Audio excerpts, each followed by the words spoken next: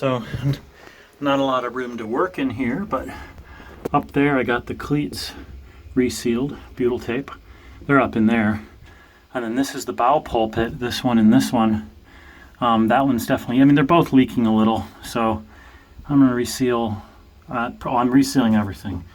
It sure would be nice if I had another person here to help me, but this is kind of a drag. I have to attach the vice grips, go up on deck, and loosen the screw, and do that for every single one. So I'm going to get some more vice grips for the rest of this, because I have a lot more to go here, including all the stanchions on the deck.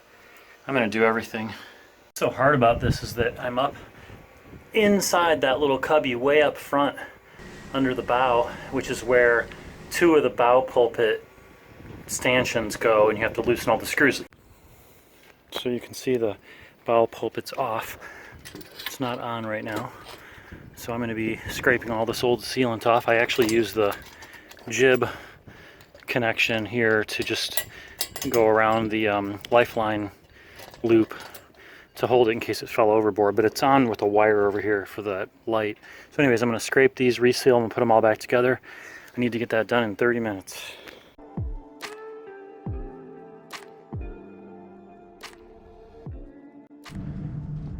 This boat has 4 stanchions for the lifelines, one right there and one up there, and down below those are here and here. I already have some screws taken off there. This would be so much easier if I could have remembered to bring my ratcheting sockets up here. I mean, my ratcheting wrenches that I have.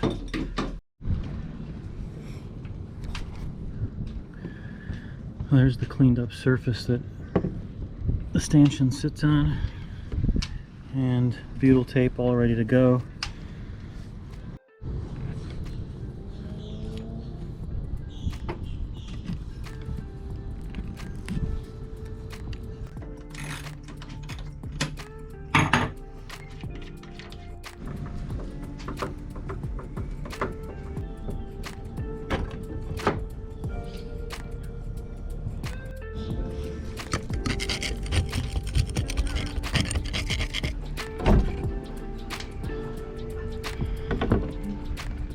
Alright, so I brought all the wood home, and I am going to sand it all and fill it with the same color filler where there's a few gaps. Like, I don't know, there was a couple places where the gaps are kind of big. I'm just going to try and fill that.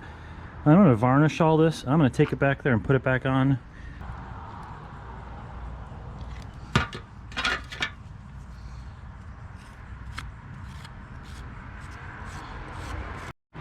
So I'm hoping to do kind of a before and after here with this wood filler. I'm going to, of course, varnish all this later, but what I'm doing first is squeezing this wood filler into just on the wood here in different amounts, and then kind of brush it in and then wipe it with a cloth, and it fills all these sharp corners here. And you know, I mean, you don't really grab on this, it's just what the hatch slides in here in this groove, but it doesn't look good. I'm sure water sits in there, so it's a good thing to get it all filled and varnished, and you know, it can go another 10 or 20 years or whatever.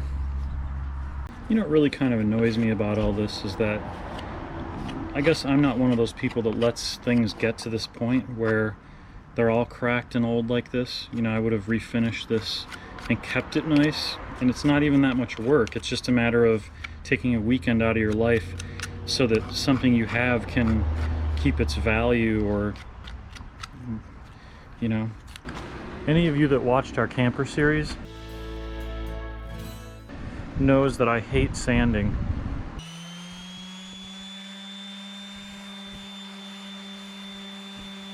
You can really see how that wood filler works and just goes into all the cracks, and then when you sand it, that lighter color is the wood filler. I actually think that's going to look pretty cool. It was the darkest color I could get, but it left like a, you know, lines in it, which I think might look good once I varnish it. We'll see. I got the grab rails back on, as well as the slides.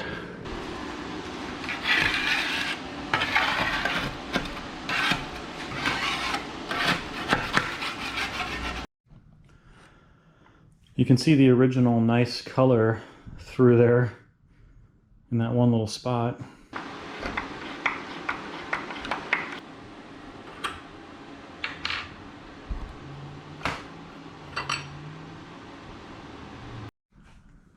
And I don't really like how these are a little bit loose in these holes. They've just wiggled over time, and I'm gonna drill them out bigger, epoxy them, and then drill new holes so the screws are nice and tight in there. I want to over drill and re-drill because this hole is a little elongated, but I'm really concerned if this thing was tilted even a degree wrong, if I drilled a hole in the wrong spot, that it wouldn't go in the gudgeon. So I think what I'm going to do is I'm going to over drill, fill, and drill before I refinish the rudder, because that way I'll have this little mark as a template of exactly where this goes, and I won't mess that up. Alright, so I'm here with my West Systems toughened epoxy. This is a two-part epoxy. Like most, you mix it 50-50.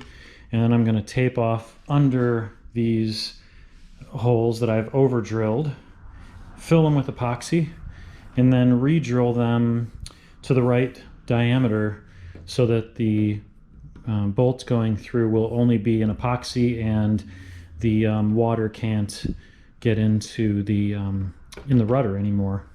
Otherwise, this rudder was in good shape. I mean, it has these pits which I'm going to fill. I bought some filler for that I'll show you guys when I get it in the mail tomorrow.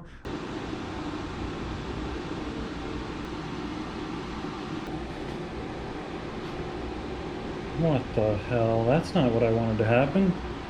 See, I'm not going to edit that out. I'm going to let you see how you can screw it up so you don't make the same mistake. Alright, let's try and do this a little bit better this time. I don't know.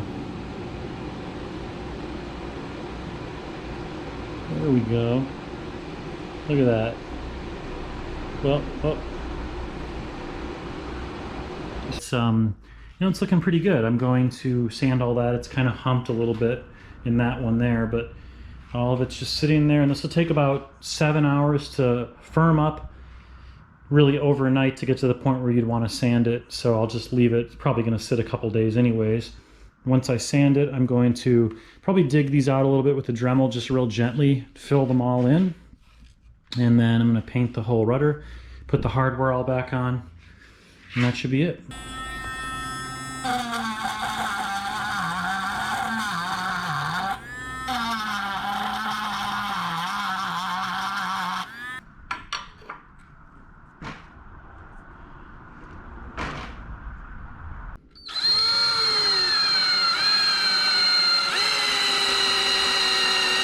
The filler I'm using here is 3M's Marine Premium Filler. I just want to show you guys what that is. I'll put a link in the description below.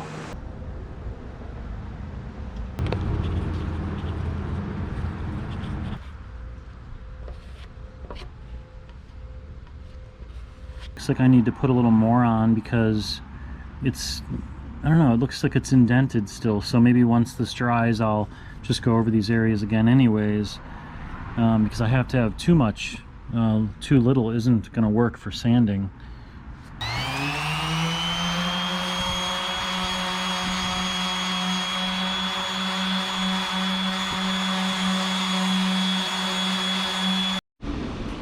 It's looking pretty good. There are a couple little spots that I have to go back over. I missed, but feeling nice and smooth. Oh, this is Rust-Oleum anti-fouling bottom paint, and it's supposed to be blue. It kind of looks like a weird color blue, but it's the rudder. It's going to be underwater, and I think when it dries, it might dry a darker color. We will see.